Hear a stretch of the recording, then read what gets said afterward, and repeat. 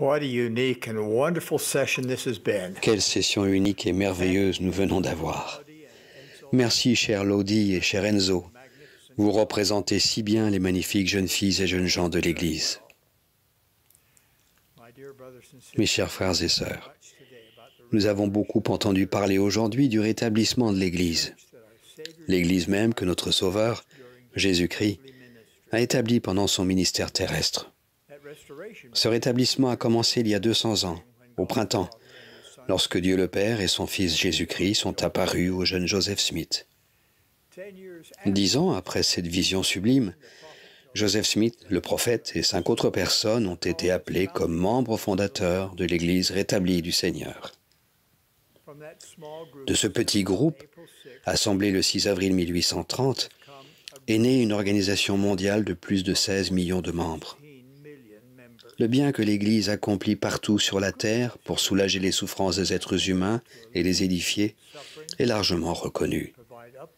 Mais son but primordial est d'aider les hommes, les femmes et les familles à suivre le Seigneur Jésus-Christ, à respecter ses commandements et à se qualifier pour la plus grande de toutes les bénédictions, la vie éternelle avec Dieu et leurs êtres chers. Tandis que nous commémorons l'événement qui a commencé le rétablissement, il est important de ne pas oublier que, bien que nous considérions Joseph Smith comme un prophète de Dieu, cette Église n'est pas l'Église de Joseph Smith, ni même l'Église de Mormon. Cette Église est celle de Jésus-Christ. Il a décrété avec exactitude le nom que doit porter son Église. Car c'est là le nom que portera mon Église dans les derniers jours, c'est-à-dire l'Église de Jésus-Christ des saints des derniers jours.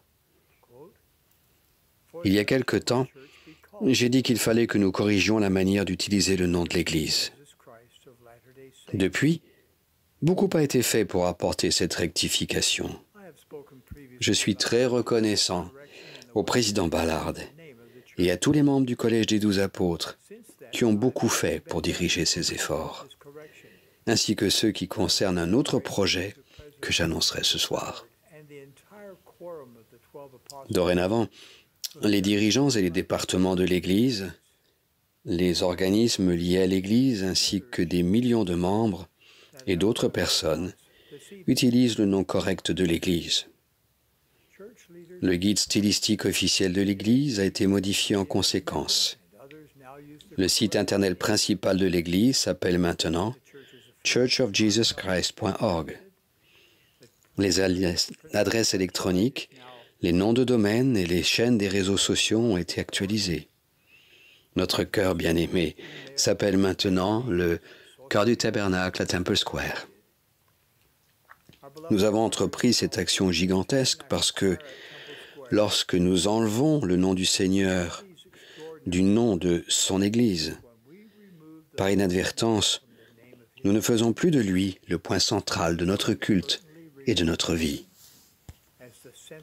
Lorsque nous prenons sur nous le nom du Sauveur lors du baptême, nous nous engageons à témoigner, par nos actes et nos paroles, que Jésus est le Christ.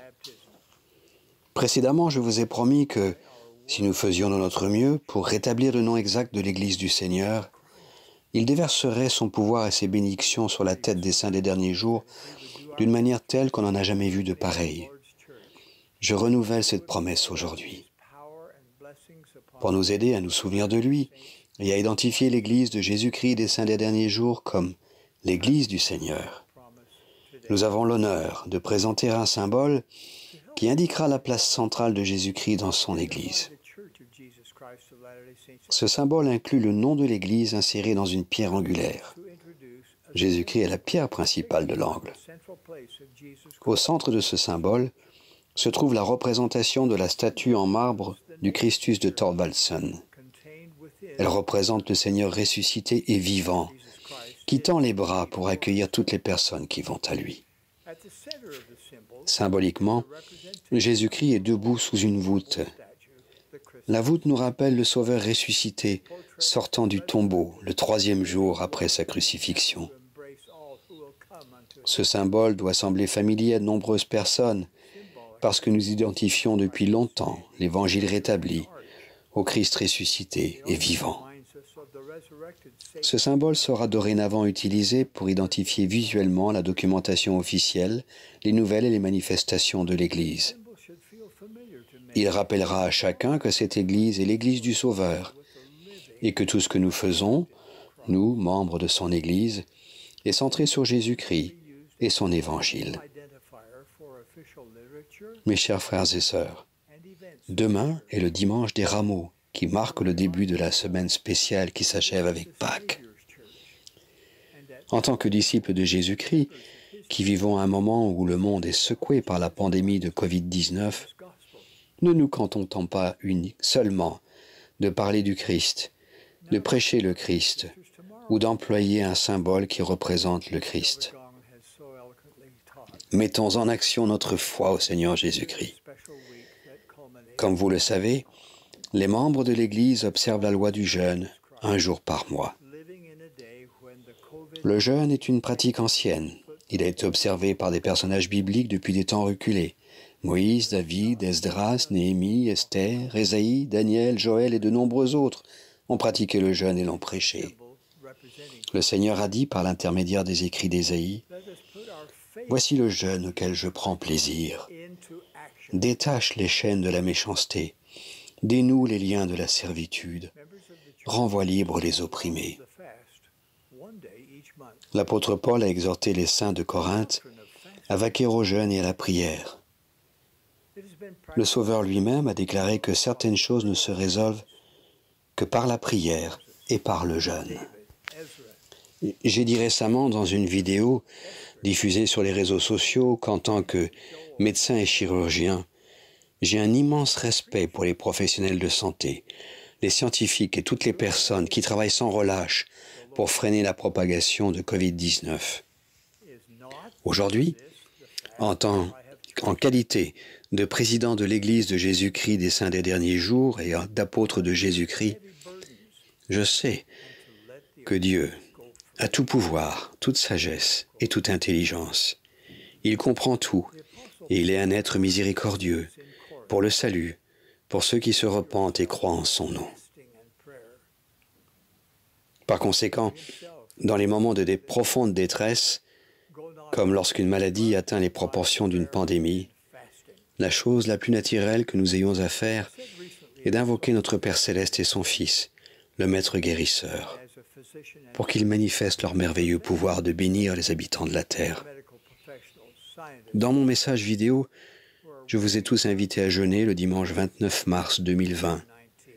Bon nombre d'entre vous ont regardé la vidéo et se sont associés au jeûne. Il se peut que certains ne l'aient pas fait. Cependant, nous avons encore besoin de l'aide du ciel. Aussi, ce soir, mes chers frères et sœurs, dans l'esprit des fils de Mosia, qui se sont beaucoup livrés au jeûne et à la prière, et dans le cadre de notre conférence générale d'avril 2020, je vous appelle à faire un autre jeûne mondial. Tous ceux d'entre nous dont la santé le permet, jeûnons, prions et unissons de nouveau notre foi. Supplions Dieu de nous délivrer de cette pandémie mondiale. J'invite tout le monde, quelle que soit notre religion, à jeûner et à prier ce vendredi saint, 10 avril, afin que la pandémie actuelle soit contrôlée, le personnel soignant protégé, l'économie renforcée et la vie revenue à la normale. Comment jeûnons-nous? Habituellement, nous nous abstenons de 2 repas sur une période de 24 heures. Mais vous devez décider de ce qui représente un sacrifice pour vous, tout en vous souvenant du sacrifice suprême que le Sauveur a fait pour vous. Unissons-nous en supplication pour la guérison dans le monde entier.